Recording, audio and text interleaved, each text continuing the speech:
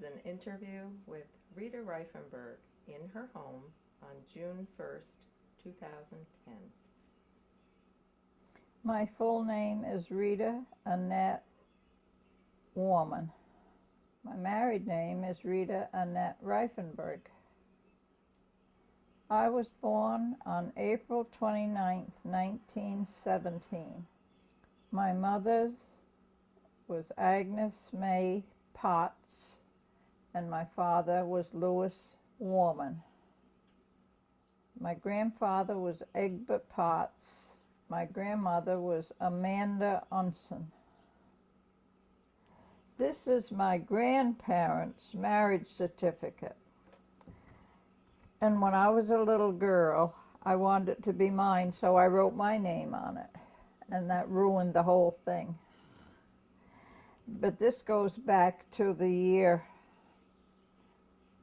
1888. That's when they were married. It was Egbert Potts, and her name was Amanda, but they called her Minnie. Nobody called her Amanda. She was Aunt Minnie to everybody. She was the best cook in the world, even though she was diabetic and couldn't eat a lot of the stuff she made for us, but it was unbelievable what she made. She did a lot of canning herself, but never went to the store and bought a can of anything. It was all fresh food, you know. As I said earlier, she was a wonderful cook, and she could take a dish of anything and make it into a feast. What was my favorite food? The fudge she made. Dorothy and I used to love that fudge. This is my grandfather in his garden, and he grew the best vegetables. Maybe that's why Grandma could cook so well. My grandparents' home was on Cheviot Road, and that's where I lived my whole life until recently. Then, about 20 years ago, I moved up the hill a couple houses. This is a picture of the house as it used to be.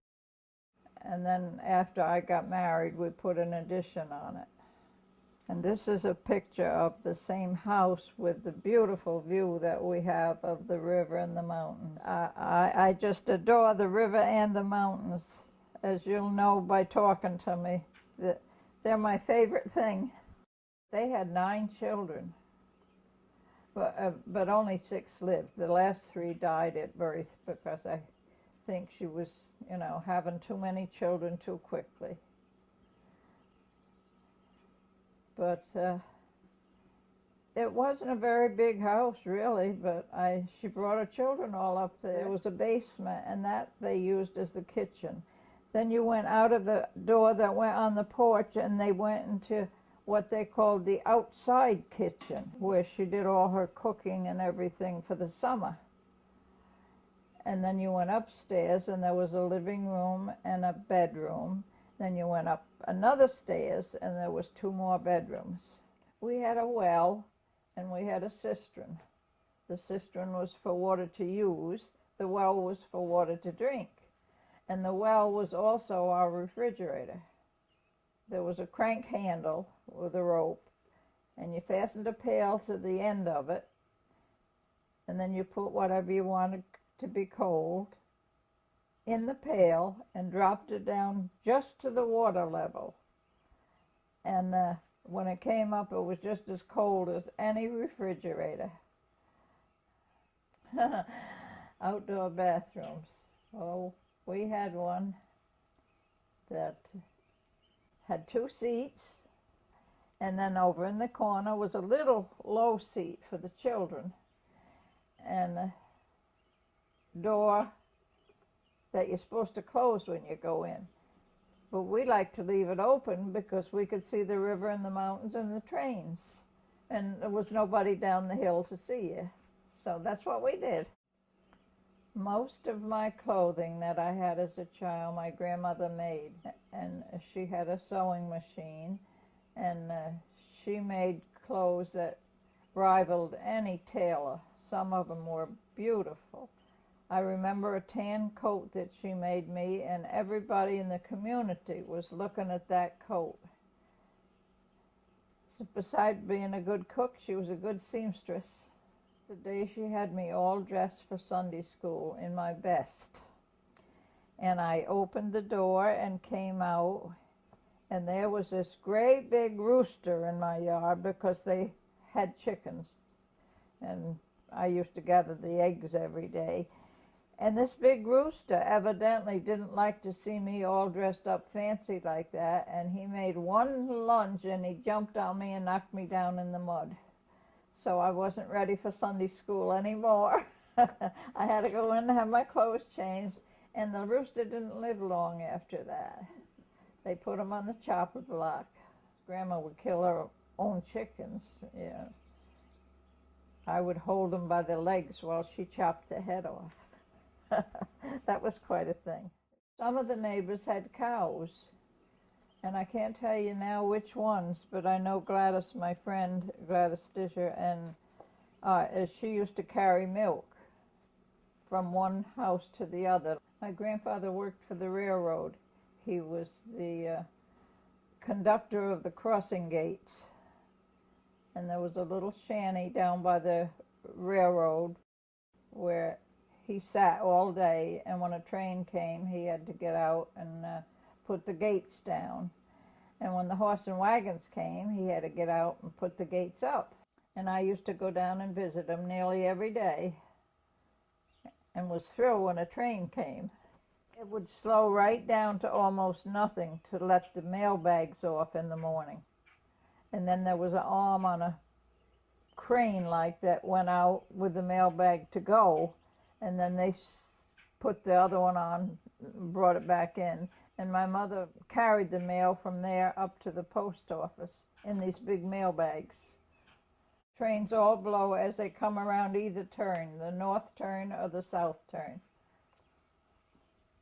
That's how he knew when they were coming. And when the horse and wagons came, he had to get out and put the gates up because they went out to the dock, the loading dock. The Cheviot Road was lined with horses and wagons all day long and loaded with fruit.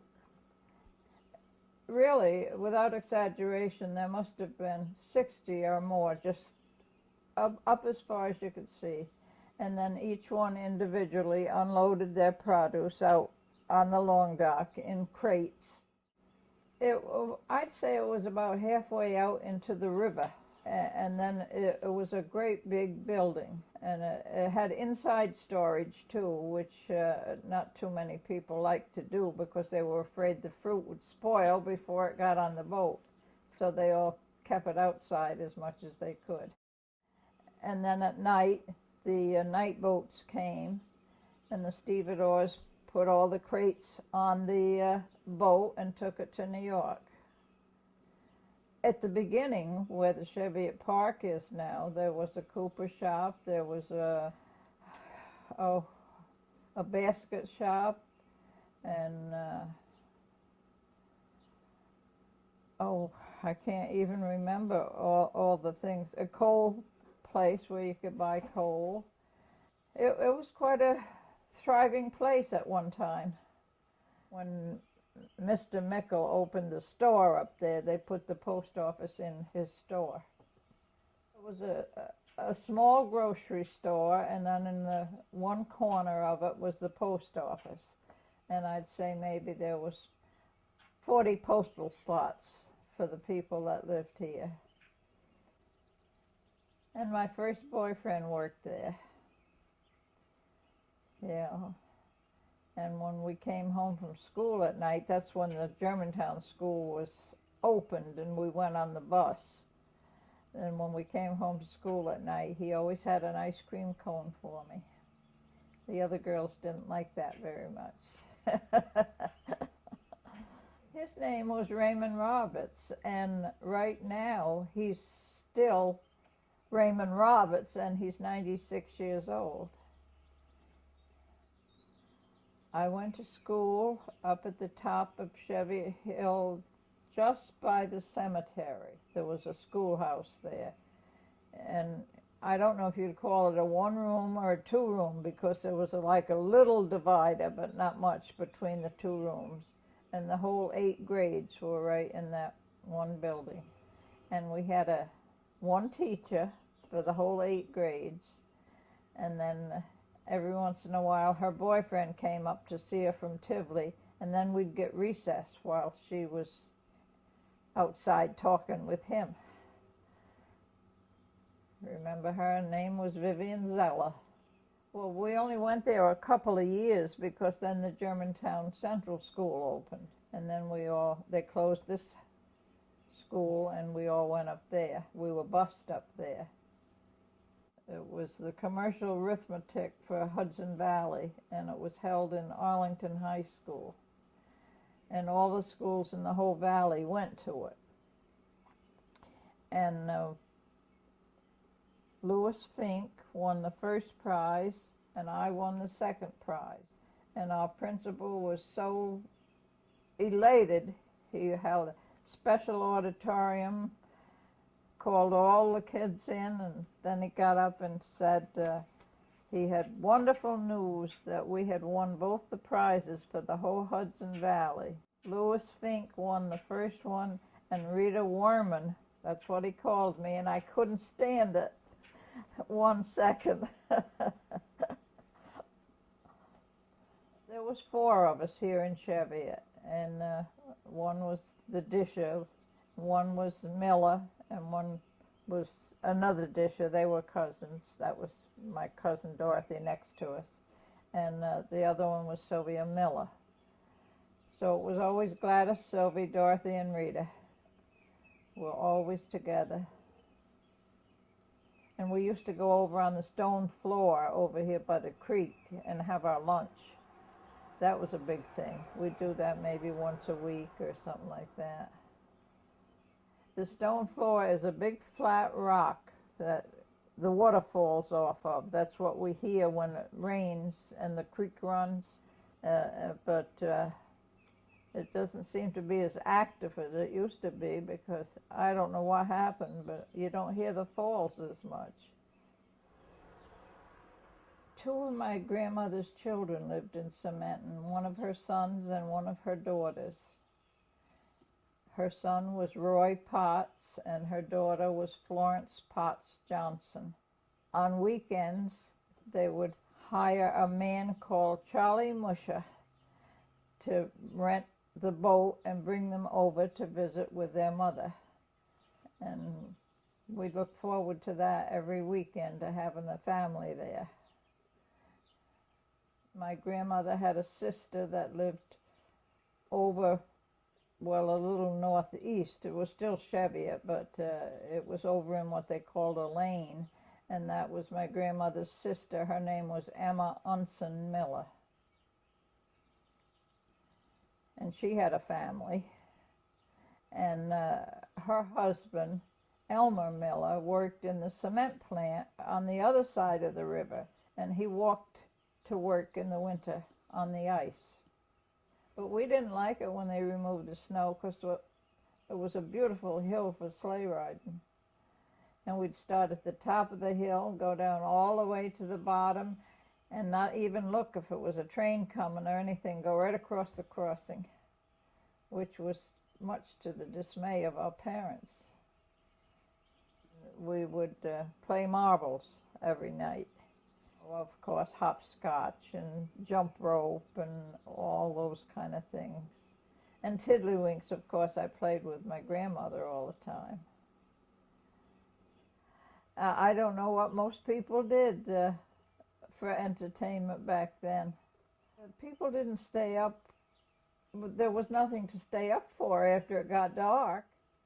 I remember when Mr. Disher got the first television here. No, I think that was the first radio. And I used to go over there and listen to the news and Amos and Andy at night. Well, I only remember one house that was a party house, and That was the second house on the road. It was a Clyde DeWitt owned it. And he was quite an influential man in politics and everything. And he'd have the bigwigs from Hudson come down on weekends. And they'd have music and dancing on the porch, because they had a big wraparound porch. And then all us kids in town used to get together and go sit on the wall and listen to the music and watch them dance. That was a big thing back then. And one thing about saying about going to bed, there was no electricity, of course. And every night I would have a hand lamp, a kerosene lamp, and carry that up the stairs to light my grandfather to his bedroom, because he couldn't carry the lamp and get up the steps too. So that was my job every night. My grandfather, he always liked me to sit on his lap. He had a rocking chair out on the back porch, and he had a string tied over to the cherry tree with tin cans hanging on that. And I'd sit on his lap, and he'd say, "Now pull a string." And I'd say, "Why?" He said, "There's a bird after the cherries." And I'd pull the string, and it would rattle the cans, and the bird fly away. Well, that was a daily routine. I loved that. My uncle Dorothy's father and his brother, William Disher, were shad fishermen. And they made their own nets, which was quite a fascinating thing to see. And then they would go out. There's certain hours where you had to be out on the river for the shad to run, and they'd come in with lots of times, hundreds of shad. And they would come in right at the bottom of our property and unload them, and then take them over to Mr. Dish's house and do whatever they had to do with them, to get the fish ready for sale. It was quite a business back then to go shad fishing. You could come right in with your boats right up to the shore of the properties here, and now it just seems when the creek runs, it goes right over to the culvert and goes out. It never fills the basin there anymore. And I would love to see that corrected and have the water there. The man I married was from Tivoli, New York. His name was Harry Cooper Rifenburgh. And Cooper comes from an estate down in Tivoli where the people that owned it were named Cooper. And he worked for them when he was a child. I met him at a dance. Well, he'd come to see me once in a while, and that kept getting more often. And I remember the first night he ever came to see me, we had a mouse in the house and a trap set for it. And while he was there, we were sitting by the table talking, and we heard a noise. And I went in the cellar that was next to us there, and there was this mouse making its feet go. Its head was caught in a trap, and I started to cry. And I said, I bet he thought, what is this I'm connected to? Crying over a mouse.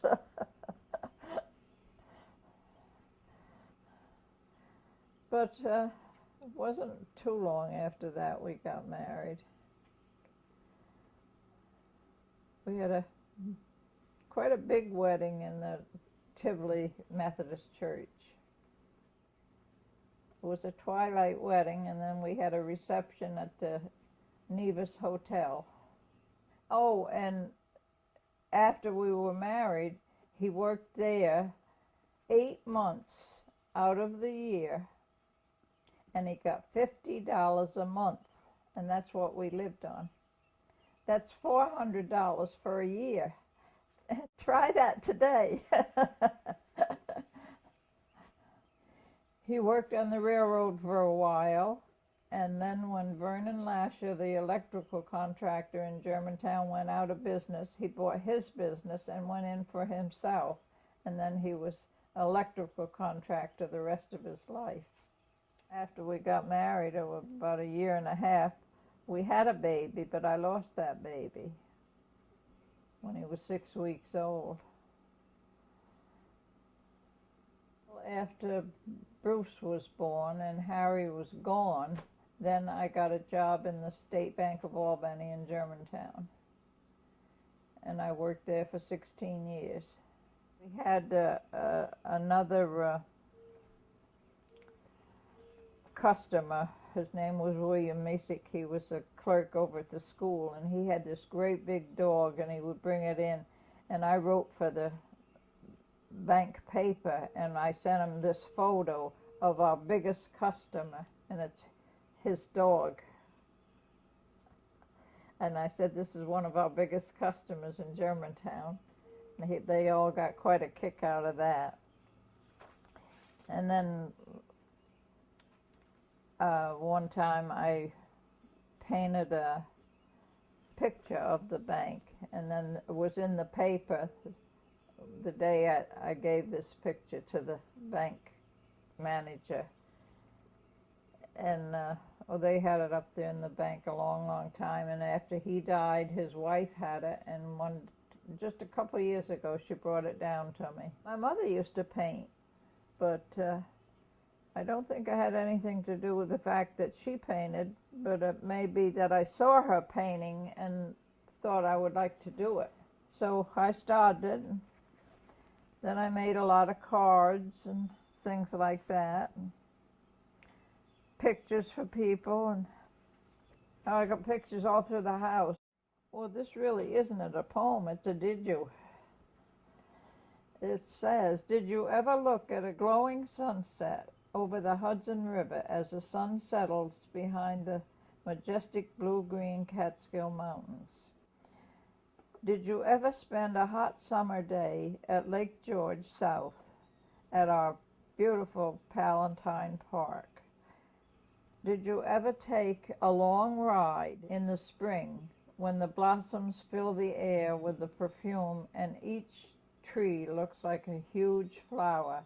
Did you ever take an autumn ride and see the same tree and many others, an array of colors that simply took your breath away? Did you ever look out of your window and see everything covered with a glistening blanket of pure white? See, we're going through the seasons.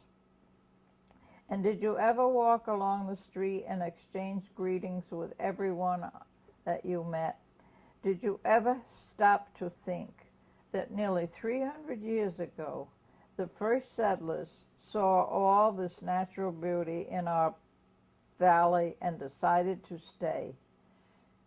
Homes, businesses, roads, and many conveniences have been added, but the natural beauty is still the same.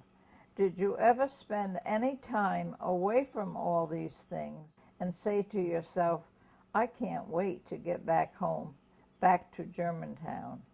And did you ever feel as proud as I do when I say, I'm from Germantown, Columbia County, New York?